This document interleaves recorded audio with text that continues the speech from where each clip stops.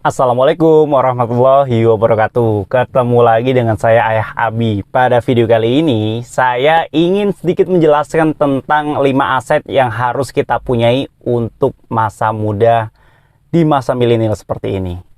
Maka dari itu, simak terus video ini sampai akhir. Jangan lupa like dan subscribe ya, agar teman-teman tidak ketinggalan dengan updatean video terbaru dari saya. Oke, saya ucapkan terima kasih. Ya, buat teman-teman yang baru bergabung dengan channel saya, channel ini membahas tentang seputar dunia finansial, teman-teman ya. Jadi, masalah duit nih di usia muda. Tentunya saya ingin sharing tentang bagaimana cara saya mengelola keuangan dan lain sebagainya. Oke, nah pada video kali ini saya ingin bagikan 5 aset yang harus kalian punya di usia muda. Kalian itu harus membangun beberapa aset ini, teman-teman. 5 aset ini biasanya tidak diajarkan di sekolahan, teman-teman. Dan untuk kali ini saya akan bagikan gratis buat teman-teman semua. Maka dari itu simak terus video ini sampai akhir ya. Untuk aset yang pertama, menurut saya ini teman-teman itu harus menjadi seorang pebisnis. Oke lah, untuk usia muda di umur 18 tahun sampai 25 tahun misalkan, teman-teman ingin kerja dulu silahkan, tapi mau nggak mau, jika teman-teman sudah punya pengalaman, sudah punya modal, maka teman-teman harus bangun aset bisnis teman-teman sendiri. Karena dengan berbisnis, kalian itu bisa mendapatkan keuntungan yang berlipat-lipat dan juga itu nilainya fluktuatif, teman-teman ya. Jadi jika bisnis teman-teman itu laku dan berkembang dengan pesat, maka itu tidak membatasi pendapatan teman-teman semua. Dan hal yang paling istilahnya informasi di Indonesia ini untuk pengusaha itu persentasenya masih kecil banget, teman-teman, di bawah 5%.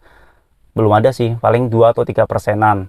Dan kalau misalkan pada umumnya masyarakat itu, kalau saya lihat sih pekerja ya, pekerja ini biasanya mereka akan memiliki pendapatan yang tetap, di mana jika memiliki pendapatan lebih kecil daripada pengeluaran itu sama dengan ya minus, teman-teman ya. Jadi teman-teman harus punya aset bisnis tentunya. Yang kedua, teman-teman harus punya aset real estate. Apa sih aset real estate itu? Tentunya jika teman-teman sudah mempunyai aset bisnis dengan bisnis yang berkembang, teman-teman punya dana banyak dan income yang banyak, teman-teman harus menyisihkan dan bisa membangun aset real estate.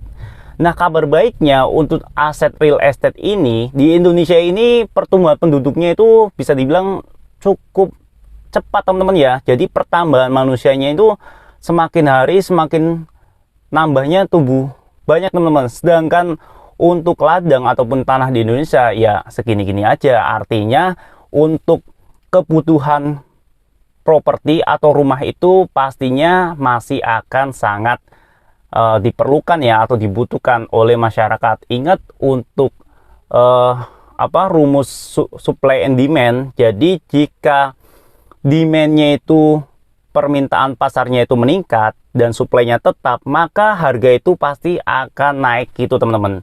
Jadi kalau untuk properti, menurut saya aset real estate itu teman-teman untuk di usia muda, kalau bisa di umur 30 tahun atau ya masa-masa milenial, teman-teman harus punya minimal rumah dulu. Teman-teman bisa KPR ataupun beli cash. Atau teman-teman jika ingin membangun sebuah ruko ataupun aset properti lainnya, lebih bagus nantinya ruko ataupun kos-kosan itu bisa mendatangkan income untuk teman-teman semua. Oke, aset yang ketiga. Aset yang ketiga ini menurut saya aset yang bisa dibilang untuk anak-anak zaman now ini wajib punya ini, teman-teman. Asetnya itu aset paper ya. Aset paper itu artinya di mana salah satunya terdapat kayak saham, reksadana, obligasi, dan surat-surat berharga lainnya. Gitu, teman-teman ya. Jadi kalau misalkan teman-teman punya dana lebih, kalau teman-teman belum mengerti tentang saham, teman-teman bisa masukkan ke bagian reksadana. Nah, untuk reksadana sendiri, saya nabung di reksadana bibit, teman-teman. Mulai ya untuk awal-awal saya 500.000 per bulan ya kan, sudah jalan 2 kali.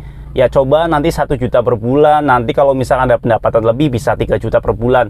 Dan itu teman-teman harus punya teman-teman, karena kenaikan inflasi, karena kenaikan imbal hasilnya itu lebih tinggi daripada inflasi.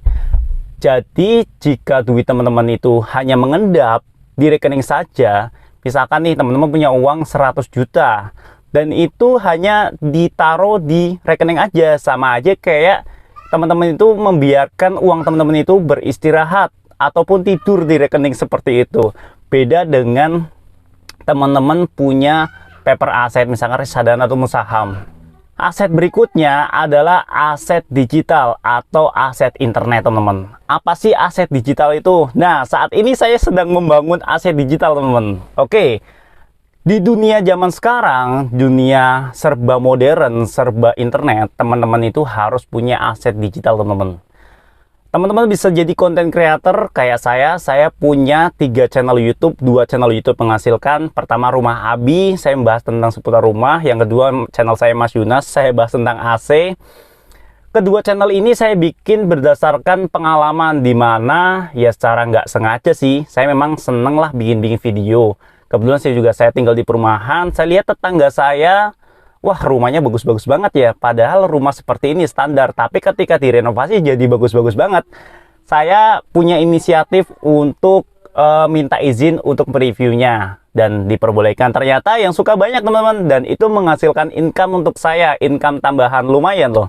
Misalkan saya hanya seorang pekerja di mana pendapatan saya per bulan 5 juta, dengan saya menjadi content creator dari kedua channel, saya mendapatkan income dari AdSense YouTube, iya, dari endorsement iya, dan lumayan hasilnya berlipat-lipat dari gaji utama saya. Untuk hasilnya saya sisihkan di bagian investasi instrumen reksadana.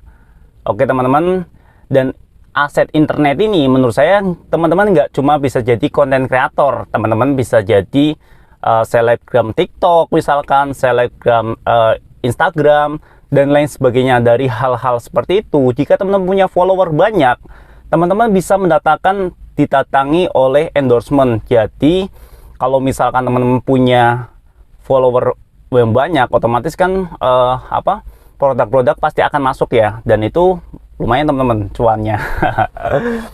Dan untuk berikutnya teman-teman itu dari keempat aset tersebut, aset bisnis, real estate, dan juga aset paper aset, aset internet, yang paling penting itu menurut saya ini teman-teman, menurut saya itu aset intelijen, pola pikir dan mindset. Jadi ibaratnya pola pikir itu teman-teman itu sebuah kendaraan, dan 4 aset yang sebutin tadi itu adalah rodanya. Jadi kalau misalkan teman-teman tidak bisa menyetir, itu sama aja kayak nggak bisa jalan kan mobilnya kan, ibaratnya seperti itu teman-teman. Jadi pola pikir itu teman-teman harus istilahnya bisa memahami situasi, bisa melihat peluang, dan bisa memanfaatkan, memecahkan masalah ketika terjadi suatu masalah di kehidupan pribadi teman-teman. Jadi saya yakin dengan teman-teman membangun 5 aset ini di usia muda, saya yakin teman-teman ketika usia lebih dari 30 tahun, teman-teman akan menjadi manusia yang lebih unggul dalam bidang finansial, dunia finansial itu teman-teman. Dan tentunya jangan lupakan juga selalu taat beribadah, selalu bersedekah jika teman-teman ada dana lebih. Jangan lupakan juga orang tua dan juga sanak saudara gitu teman-teman, keluarga tentunya.